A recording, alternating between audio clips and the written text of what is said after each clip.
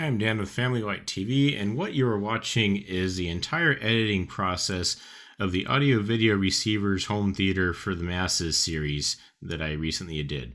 And so what this is a basically a screen capture of 9.5 hours worth of work, all compressed down into 10 minutes.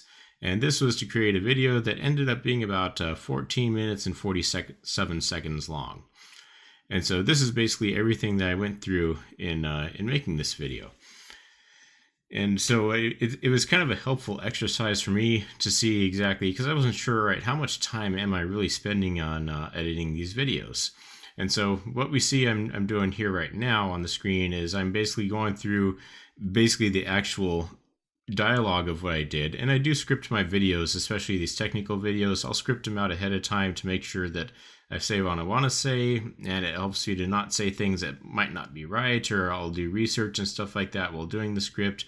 And then I'll go through and in editing the video, and sometimes even I'll do some research while editing, because I'll hear something that I'm like, I'm not sure if that's quite right. In that case, it wasn't quite right, and I took it out. But this is where I'm editing out all the pauses, all the various things and edits and things where I flubbed lines and had to redo it. So I did that. Now I'm putting in the background. I did the chroma key, and now this is by far the longest portion of the editing process.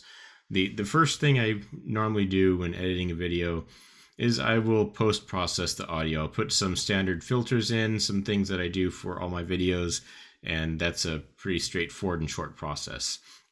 Then I'll put the background in, I'll do the chroma key, and then finally, after doing that, then I add all the visual aids. And doing the visual aids takes up the bulk of the amount of time for doing this. And this is something where I realize now that I really need to streamline what I'm doing with these visual aids, because for a video like this that's it takes 9.5 hours to edit, I mean, I figure if I don't get like over 100,000 hits on this video, I mean, it wasn't really worth my time. Unless you really enjoy making videos like this, and I do enjoy making these kinds of videos. But when you look at it from purely a dollar and cents perspective, like if you spend, like, let's say you spend 10 hours on a video, and and your YouTube revenue for that video is $5. Well, you've just made like 50 cents an hour for the amount of time that you put into it. Well, that's a good way to get burned out, because if you're spending all this time doing these videos and you don't get, nearly enough hits to make it worthwhile, I mean, yeah, you enjoy the process, but you're going to get burned out if you're consistently spending that much time making every single video and not really seeing much of a return on investment for your time. So that's something that YouTubers, especially smaller YouTubers like me, have to think about, is how much time are we willing to invest in making these videos. Now, right now, I'm in a situation where I'm out on business. I'm away from my family for a while, so I was able to have time to kind of just devote to doing this. I mean, it was either do this or play video games all day long, essentially. So I was doing this instead of playing video games, and ironically enough, I'm editing a video game infographic here as I'm doing this. And this is kind of like my quirky sense of humor here, where I do this infographic, and it takes a huge, inordinate amount of time for how much time it actually shows up on the screen. But yeah, it's either waste time doing video games, or I can make YouTube videos and try to grow my channel. But doing this process here made me realize that once I do get home and I'm back with my family and I have other stuff and other obligations I have to deal with, if I want to continue making YouTube videos, then I'm really going to have to streamline what it is I'm doing. Now, whether streamlining is using less infographics like this, or if it's just doing shorter, more specific videos, I think maybe a little bit of a combination of both would be called for. I mean, the visual aids, or I call them infographics, or basically visual aids, are very helpful for people like me. I mean, you wouldn't want to watch someone just do an hour-long lecture. I mean, that's what college is for, is to put us to sleep. But, I mean, there is trying to be a little bit of entertainment value here. I mean, I'm trying to teach people, and I'm also trying to make sure that they're not bored to death while I'm just talking up there. So while I am just talking up there, I do have visual aids so that the people who aren't auditory learners but are more visual learners can see that, and it helps reinforce the concepts. Or me, I'm more of an actual tactile learner. So as I do these videos and as I edit things in Premiere Pro and as I edit things in Photoshop, I'll be going back and forth. Sometimes I'll run up against a brick wall and, I want to do this thing. I don't know how to do it. So I'm going to go to a YouTube video and figure out how to do it. And I'm going to follow along with the video. And the tactile learner in me is really helped by that. And I'm able to get past and get over whatever it is I'm running up against. So as we see me doing this, you've also seen me grab a lot of graphics earlier in the video, and this is something I'm trying to get better at, which is not grabbing graphics, but trying to grab pictures from places where I'm more allowed to, or maybe safer places to grab pictures from. And what I'm referring to is the concept of free use and Creative Commons. Now, technically, you can't just grab any image that you get from a Google image search and use that in your video and be completely shielded from any sort of copyright violations. Now, I could argue, right, this is an educational video. I'm trying to educate people on this, so I'm covered under fair use. But the thing is, there's no ironclad protection afforded by the fair use doctrine in U.S. copyright law.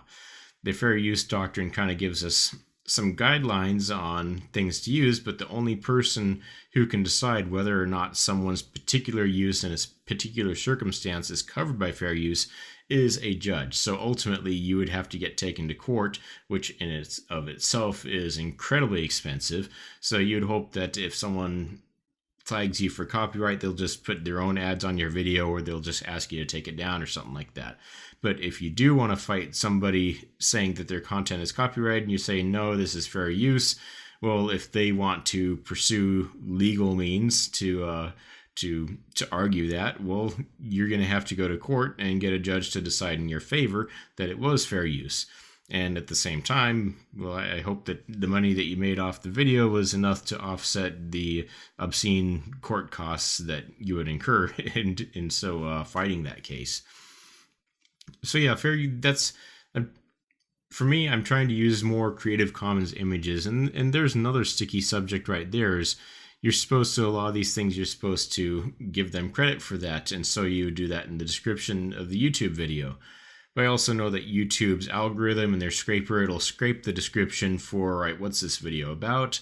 Who's going to want to watch this video? Who should we show this video to? Who's most likely going to like it or is going to be helped by it? And if you put like a huge block of all these references down in your video, well then, I mean, what's that? Is the algorithm smart enough to know, all right, these are references and we're not going to include that in the search terms? Well, I don't know. So, and then there's cases like this where I'm building up this little graphic of a whole bunch of different types of AV cables. Now, this wasn't done with the Google image search has a function where you can search for images that are allowed for modification and reuse without permission. I think that was disabled while I was doing this video, or while I was doing this particular graphic. But it's like, okay, when you're doing a graphic like this, who's going to recognize that, that picture of a cable? I mean, they're very generic pictures, so I guess technically you're supposed to get permission, but that's one of those risk analysis things that you kind of have to do. And so as I'm going through, getting towards the end of this, there's some other things to talk about. But yeah, just all these graphics, and it's really a question of, all right, how much time are you, I think I already covered time. I'm starting to repeat myself in this video. I had to re-record this because something went awry when I recorded it the first time, and this one is unscripted. I'm just kind of going over what I'm doing while doing the video. Yes, the AV receiver. Well, a lot of the graphics I'll grab is from the product I'm talking about. Like I was talking about Onkyo AV. Well, I was talking about AV receivers in general, but I was using Onkyo AV receivers for their graphics. Well, I didn't get permission from Onkyo to do that, so I would hope that they would enjoy the free advertising that they got. I didn't mention them in a negative light.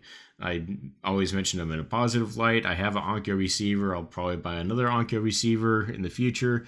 And there's other products that I've used, like there's those connectors that I had to actually redo their logo for them because it didn't really copy over well. So I wanted to make sure that I presented them as as well as possible, as positively as possible. So I did that. But hopefully when you're talking about people's stuff, it is in a positive light, and they're not going to try to give you a content strike or something like that, and they'll just appreciate the free advertising. But here it looks like the video is drawing close to an end. What I'm doing here is I'm just doing a final watch of the video, making sure everything's right. I'll adjust things and tweak things here and there and make sure it's all good. So once it's all good, I will start encoding the video. Then I will do the thumbnail graphic that will show up on YouTube.